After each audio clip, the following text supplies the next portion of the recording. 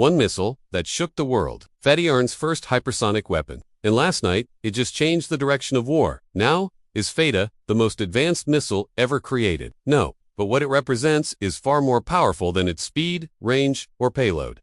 It's a message, a strategic declaration from Iran directly at Israel, at America, and at the entire world. A message that says, we can strike first, fast, and without warning. And that's exactly why you need to watch this video until the end.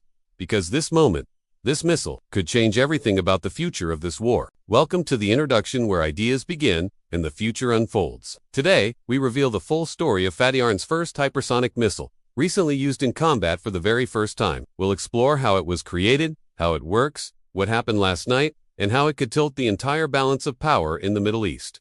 Let's get started. First, we'll start from the beginning. When was Fattah born? It was first revealed to the world back in June 2023 by Iran's Islamic Revolutionary Guards Corps, also known as the IRGC. They released a series of pictures and videos showcasing the missile and declaring it ready for deployment. Later in November 2023, Iran released another hypersonic missile, the Fattah 2, but it's the original Fattah that made headlines last night. So, what is the hype all about? What makes Fattah so special? Well, on paper, its specs aren't mind. It can fly at a speed between Mach 13 to 15, which is over 15,000 kilometers per hour. Its range is more than 1,400 kilometers. It uses solid fuel propulsion, which makes it faster and easier to launch than liquid-fueled missiles. And thanks to its advanced maneuverability and thermal shielding, it can fly both inside and outside the atmosphere. These characteristics make it similar to other hypersonic weapons like the Chinese DF-17 or Russia's King. But there is one crucial difference between these weapons and Fattah. What makes Fattah truly hypersonic isn't just its speed or ability to fly in the upper atmosphere, it's the fact that it can change course mid-flight. This makes it incredibly difficult to detect, track, and intercept. In fact, according to Iranian officials, this missile can perform 3 distinct maneuvers during its flight path, which makes it extremely challenging for current radar and missile defense systems to lock onto it. But let me ask you this. Why is this important? Why should we care about a missile that flies really fast and changes directions a lot?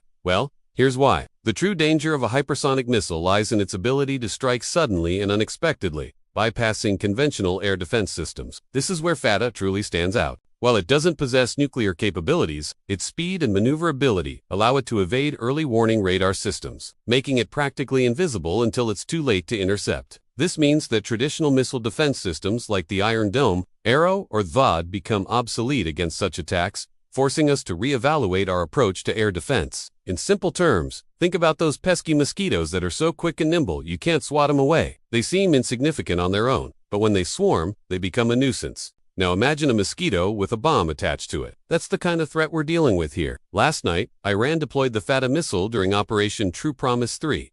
It targeted various areas around Tel Aviv, and according to some reports, it managed to bypass Israel's air defense systems. This event marks the first time a hypersonic missile has been used in combat, a significant step that could shape the future of warfare. In response, the United States strongly condemned the attack, calling it a destabilizing act. Meanwhile, Israeli officials held emergency meetings to assess the situation and coordinate their response. As tensions rise and diplomatic efforts continue, it's essential to understand the implications of this attack and the potential consequences for regional stability. The use of the Fattah missile raises several concerns and challenges. Firstly, it highlights the growing threat posed by advanced weaponry and the need for effective countermeasures. Secondly, it underscores the complexity of the conflict and the need for a comprehensive approach to conflict resolution. Thirdly, it emphasizes the importance of international cooperation in addressing shared security concerns. This attack is significant not only because of the use of hypersonic missiles, but also because of its timing and location. The targeting of Israel with this advanced missile is a serious escalation and could have far-reaching consequences. It also raises questions about the effectiveness of Israel's air defense systems and the need for continued investment in such technologies. The reaction from the international community has been swift and strong, with calls for restraint and discipline. The United Nations Security Council is expected to meet to discuss the situation and explore potential responses. So how did the experts react to this latest development? A former Israeli defense official suggested that the missile might have been launched from southern Lebanon, possibly near the Israel-Lebanon border. If confirmed, this would indicate Hezbollah's involvement and raise concerns about the broader regional implications of the attack.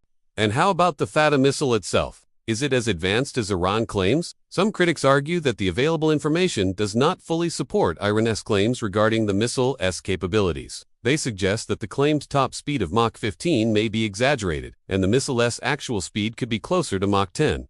Nevertheless, even if these claims are true, the missile still represents a significant advancement in Iran's military capabilities and a potential game-changer in the ongoing conflict. Critics also question the accuracy of Iran's claim that the Fattah missile was fired from southern Lebanon. They point out that the absence of immediate Israeli international condemnation of Hezbollah suggests that the attack may have originated from within Iran. They further argue that the missile's alleged evasion of Israel's air defense systems is questionable, since the Iron Dome system has a proven track record of intercepting incoming missiles. However, if the missile did manage to bypass Iron Dome, it would be a cause for concern and necessitate further investigation. So is the Fattah missile real or just hype? There is limited, independent verification of the incident due to the ongoing conflict and restricted access to information. The conflicting accounts and lack of transparency make it difficult to ascertain the full scope and impact of the event. In light of these uncertainties, it is essential to approach the information with skepticism and consider multiple perspectives before forming an informed opinion.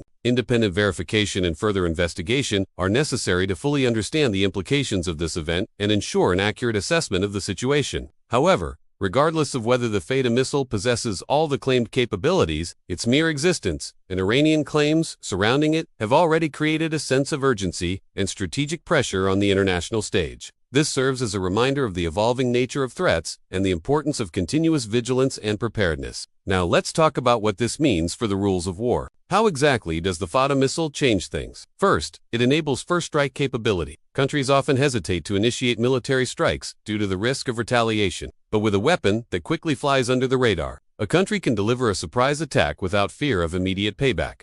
Second, it essentially renders many air defense systems useless. If these missiles can evade detection and existing missile defense systems, countries may feel compelled to deploy more vulnerable ground-based systems, giving attackers an advantage, or they might choose not to rely on defense, forcing them to focus on preemptive strikes. Third, it introduces a psychological element. The unpredictability and speed of hypersonic weapons can create a sense of vulnerability and uncertainty among populations and governments. This could lead to heightened tensions and mistrust, and might even influence diplomatic decisions. Finally, the threat posed by Fattah could trigger a new arms race, similar to what happened with nuclear weapons after World War II. Many nations might feel compelled to develop their own hypersonic weapons to counter potential threats, leading to a proliferation of these advanced weapons. In conclusion, the introduction of Fattah into the arsenal of weaponry signifies a significant evolution in the nature of warfare, whether perceived or real. Its capabilities challenge conventional defense mechanisms and introduce a level of unpredictability that can shake the foundations of global security. However, while the Fattah missile may have changed the rules of war, it remains to be seen how it will be used in practice. Will it be employed for strategic purposes, or will it become a tool of terror? Only time will tell.